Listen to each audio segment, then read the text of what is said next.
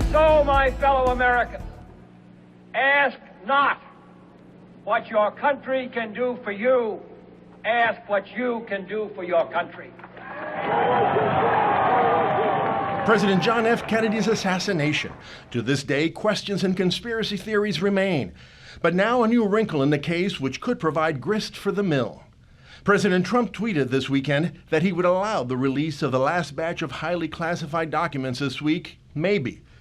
In his tweet, the president said, quote, "Subject to the receipt of further information, I will be allowing as president the long blocked and classified JFK files to be open."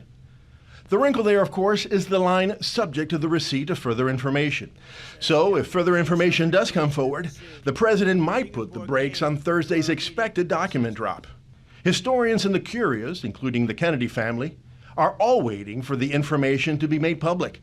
But just a few weeks ago, other newly declassified documents were released by the National Archives. Contained in those documents, information that some at the CIA came to doubt the official storyline of the president's murder and of Oswald's role in carrying it out. Among other revelations, top intelligence officers were concerned that investigators from the Warren Commission and the FBI failed to follow up on important clues concerning Lee Harvey Oswald's connection to Cuba. One internal memo even argues that Kennedy could have been murdered in retaliation for the CIA's own attempts to kill Fidel Castro. And now we wait for this week's declassification of more documents, more enlightenment, and maybe for the answers to the questions everyone has been asking, or maybe not. My co-host Jack Ford recently had the chance to discuss those JFK documents with renowned historian Larry Sabato, the director of the University of Virginia Center for Politics and author of The Kennedy Half-Century, The Presidency, Assassination, and Lasting Legacy of John F. Kennedy. Jack began the conversation by asking Professor Sabato about just how large the cache of information that was recently unearthed by him and his team really was. We had several hundred files released, and of course, each file can consist of a single page or thousands of pages. In total, we had thousands and thousands and thousands of pages released. I can't give you an exact count because the National Archives didn't give us a count. This is actually just a taste of what's coming in October. Why did this happen? Why did it happen now? Why is it going to happen in October? Go back to Oliver Stone's movie JFK in the early 1990s. It caused a gigantic stir. It reopened the whole question of who killed JFK. And Congress was literally forced to pass a law that was signed by President George H.W. Bush in October 1992, requiring that by October 2017, every document held by the CIA, the FBI, the NSA, fill in the blank, must be released. But let's come to some of the details that seem to be contained in this most recent release. First of all, here the question I'm sure people are anxious to ask is there anything in these documents that suggests that Lee Harvey Oswald was not the shooter? No, and I don't expect to find anything. I believe that Lee Harvey Oswald was not only the assassin, but the lone assassin in Dealey Plaza on November 22nd, 1963.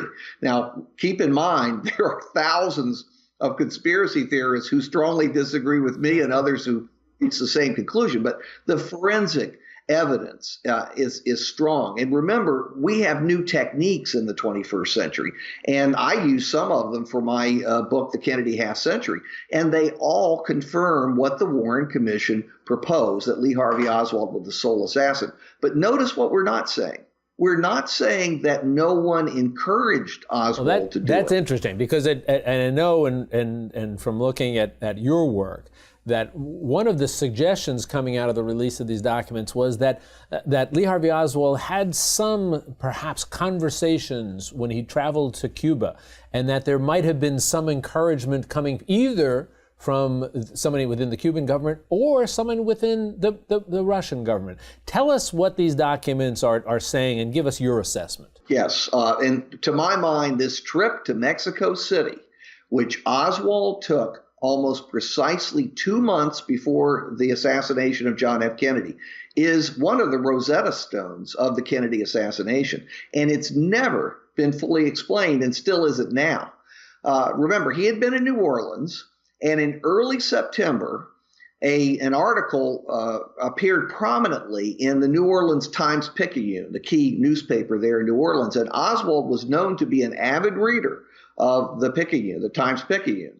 And this article revealed from the AP correspondent, bureau chief in Havana, that Cuban officials were furious that the U.S. government was trying to kill Cuban officials like Castro and others senior in the administration. And Castro said, if American officials continue to do this, they will not be safe in their own country.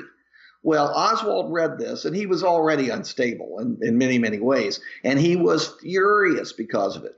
We think this might have stimulated his trip to Mexico City. Why did he go to Mexico City? He went there to meet with the Cuban embassy officials and the Soviet embassy officials. And we know for sure that he did, in part because the CIA tracked his movements in and out of those two embassies. We know in the Soviet embassy, he met with two KGB officials, and one of the KGB officials was from Bureau 13, the Assassinations Bureau of the KGB. That ought to give you the willies. It should give anybody the willies. He was there for 6 days. What was he doing for those 6 days? We only have a few hours accounted for. The CIA analysts at the time knew about all this, but there was one imperative for the Warren Commission and for Lyndon Johnson. Conclude that Lee Harvey Oswald did this without any help or encouragement and no connection to the Soviets or to the Cubans because they were afraid it would stimulate World War III. Well, who can't sympathize with that? But the truth may be separate from that imperative of the time. And as time went on, CIA officials realized that they had not fully analyzed the Mexico City trip, and they wondered what the connection was. And so in this new batch of files, there's information suggesting that senior officials in the CIA were really unsatisfied with their own explanations that they gave to the Warren Commission. Last quick question for you. Given what we've learned, and you talked about the fact that Oswald was in Mexico City meeting with these authorities from the Cuban government, the Soviet Union at the time, with all the passage of time that has taken place since, do you have a sense that we'll ever really know what it was that motivated Lee Harvey Oswald? Probably not. We're left to guess. And of course, part of this is because Jack Ruby killed Lee Harvey Oswald so quickly after the assassination. And part of it is that the Warren Commission wasn't told what was really going on by the CIA and the FBI. And that was because Lyndon Johnson didn't want it known, maybe for a good reason. But unfortunately, so much time has passed, we're probably left to guesswork. But these documents help us to guess better. Well, Larry Sabato, it's always a pleasure and always enlightening when we get a chance to chat with you. Thanks for spending some time with us. Larry, you be well. Thank you. I enjoyed it.